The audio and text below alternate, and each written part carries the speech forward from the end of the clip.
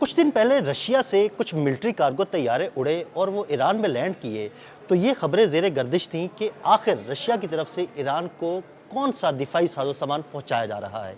लेकिन अब ये मुअम्मा हल हो चुका है। ईरान में यानी ईरान की फ़िज़ाओं में एक रशियन Mi-28 लड़ाका हेलीकॉप्टर देखा गया है। यानी इस बात की तस्दीक हो गई कि रशिया ने ईरान को Mi-28 हेलीकॉप्टर पहुंचा दिए हैं। ये Mi-28 हेलीकॉप्टर क्या है, इसकी सलाहियतें क्या हैं और ये कैसे ईरान की दिफाई सलाहियत को मजबूत बनाएगा। आमिर रज़ा से बात करते हैं। आमिर भाई, कुछ दिन पहले आपसे मैंने बात की थी कि रशिया के कुछ मिलिट्री कार्गो तैयारे लैंड किए हैं, उनमें क्या है, आपने भी ऐसी बात की थी कि शायद उनमें Mi-28 हेलीकॉप्टर है। अब तो उसकी तस्दीक भी हो गई। देखिए, उड़ता हुआ देखा गया है तो इसके बाद तस्दीक भी हो गई। अब मैंने तो खदशे का इज़हार किया था और मैंने ये क्यों किया था, इसको नाइट हंटर बोलते हैं जी। और अमेरिका क्योंकि जो है अपाची अपने हेलीकॉप्टर जो है उसको इब्राहिम लिंकन के साथ लेकर आया है ताकि उनको वहाँ से फ्लाई कराया जाए। इसके हिसाब से पहली टुकड़ी 6 हेलीकॉप्टर्स की जो है वो ईरान में उतरी थी। जिस दिन उतरी थी उस दिन हमने व्लॉग किया था और मैंने बताया था कि ये इसमें इतने बड़े जहाज़ों को लाने में कोई आपकी गोलियाँ और बंदूकें नहीं होंगी, इसमें बड़े पैमाने बड़ी चीज़ होगी। तो Mi-28 जो है ये अब सामने आ गया। नाइट हंटर इसको बोलते हैं और इसका आना ज़रूरी क्यों है। जिस दिन मैंने ये व्लॉग किया था और उसके नीचे कुछ लोगों ने ये कमेंट किया था कि जदीद दुनिया में तो F-35 यानी 5th जनरेशन और 6th जनरेशन जहाज़ों की बात हो रही है। आप आज भी हेलीकॉप्टर आज भी उतना ही अहम है।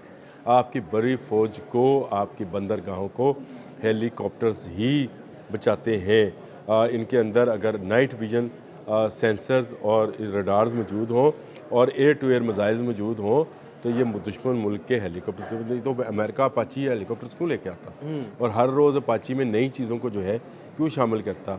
रशिया जो है Mi-28 जो है क्यों उसने उसको जदीद तर बनाया, क्योंकि हेलीकॉप्टर उसी तरह से मावन होते हैं बड़ी फ़ौज के जिस तरह से जहाज़ नहीं हो सकते। ये जो आपके जहाज़ हैं कहीं से भी फ्लाई कर सकते हैं, कहीं पे ना भी लैंड सिर्फ फ्लाई कर सकते हैं, लैंड कर सकते हैं और ये फ़ज़ा में खड़े होकर दुश्मन को टारगेट कर सकते हैं। तो इनमें ऐसे सेंसर और ऐसे लेज़र सिस्टम्स मौजूद हैं जो कि दुश्मन को नुकसान पहुंचा सकते हैं, उसके जहाज़ों को नुकसान पहुंचा सकते हैं। तो इसकी अहमियत से तो आप पहली बात तो ये है कि इसको इससे इनकार नहीं किया जा सकता। और दूसरा, ईरान ने सही मौके पर सही फ़ैसला किया क्योंकि ईरान के पास पुरानी तर्ज के रशियन ही हेलीकॉप्टर्स मौजूद थे, उसके पास कोई जदीद टेक्नोलॉजी मौजूद नहीं थी। इसीलिए फौरी नौयत पर व्लादिमीर पुतिन ने जो है अली ख़ामेनी की दरख्वास्त पर पहली टुकड़ी 6 हेलीकॉप्टर्स की जो है भिजवा दी ईरान, जिसको फ्लाई करते हुए भी देखा गया है। और मुझे ये लगता है कि बहुत जल्द वहाँ पर Su-57 भी उड़ता हुआ देखा जाएगा। देखें, रशिया का लड़ाका तैयार है। 5th जनरेशन का क्योंकि ज़रूरत है। अगर F-35 आता है अब्राहम लिंकन से या डिएगो गार्सिया से, तो F-15 आता है उर्दन से, तो उसके सामने अगर जो होगा 57 Su-57 होगा तो मेरा ख्याल है कि 5th जनरेशन की वॉर हो जाएगी। लेकिन चले, अभी तो हेलीकॉप्टर्स की एक टुकड़ी आई है 6 हेलीकॉप्टर्स पर, और मैंने उस वक्त वो जो कार्गो जहाज़ थे उनकी तादाद भी शायद आपको 6 बताई थी। जी बिल्कुल। मैंने कहा था 5 से 6 जहाज़ हैं और 6 ही हेलीकॉप्टर आए, लेकिन 40 आने हैं। ईरान एक बड़ा मुल्क है और इसके मुख्तलिफ सरहदें हैं जहाँ पर उसकी हर जो फ़ौज है, बड़ी फ़ौज है, उसको ऐसे हेलीकॉप्टर्स की को जैसे बंदर अब्बास वगैरह है, इन बंदरगाहों में भी इन हेलीकॉप्टर्स की जो मौजूदगी है उसके लिए ज़रूरी है। तो मैं समझता हूँ कि ईरान ने एक स्टेप आगे लिया है और इस स्टेप से जो है अब वो उसकी सलाहियत जो है उसमें इजाफा बरी और फ़ज़ाई दोनों किस्म की सलाहियत में और सर्वेलेंस सलाहियत में भी, और ख़ासकर नाइट हंटर के होते हुए, क्योंकि ये रात को और हर मौसम में ये बारिश, तूफ़ान, चमकती करकती धूप और तमाम समुद्री हवाओं के मुकाबला करने की। आमिर भाई, इस हेलीकॉप्टर को देखे ना तो ऐसा है जैसे कोई जिन्न होता है, कोई अज़्दा होता है।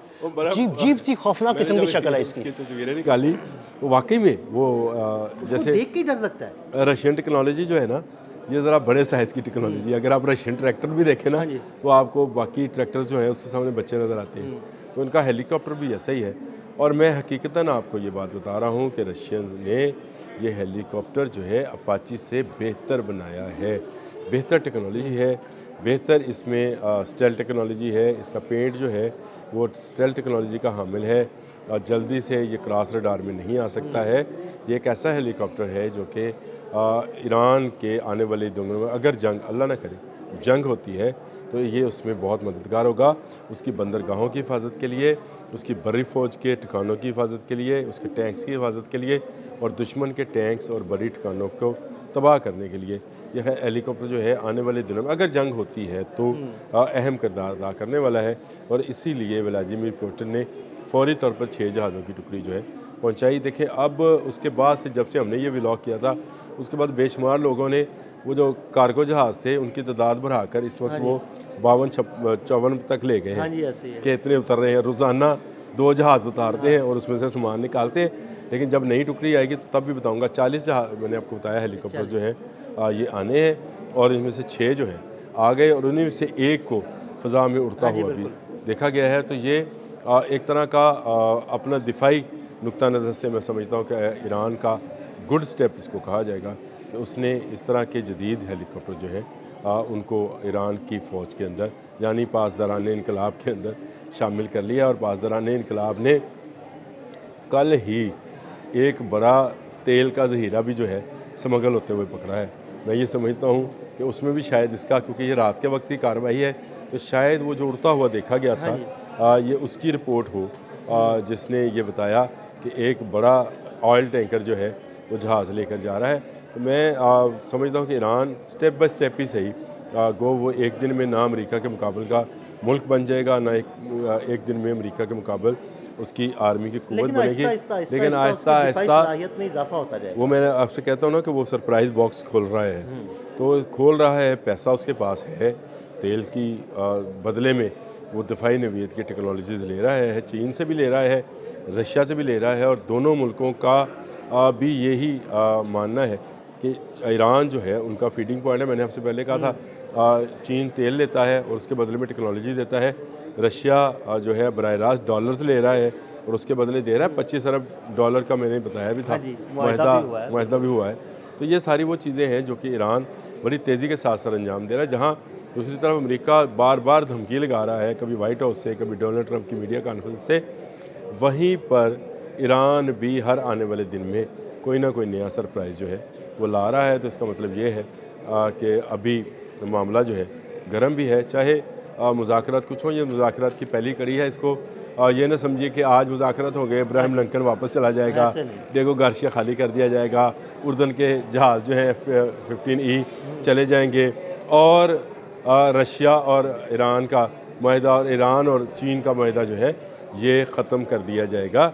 ऐसा कुछ नहीं होने वाला। हाँ, फ्रेमवर्क बनाया जाएगा, उस फ्रेमवर्क के बाद जो खबरें आएंगी उस पर भी ज़रूर डिस्कस करेंगे। बहुत शुक्रिया आमिर रज़ा जी। बिल्कुल आमिर रज़ा ने बड़ी तफसील के साथ इस सारे मामले पर रोशनी डाली। अदील अहमद और आमिर रज़ा को इजाज़त दीजिएगा। अल्लाह हाफ़िज़।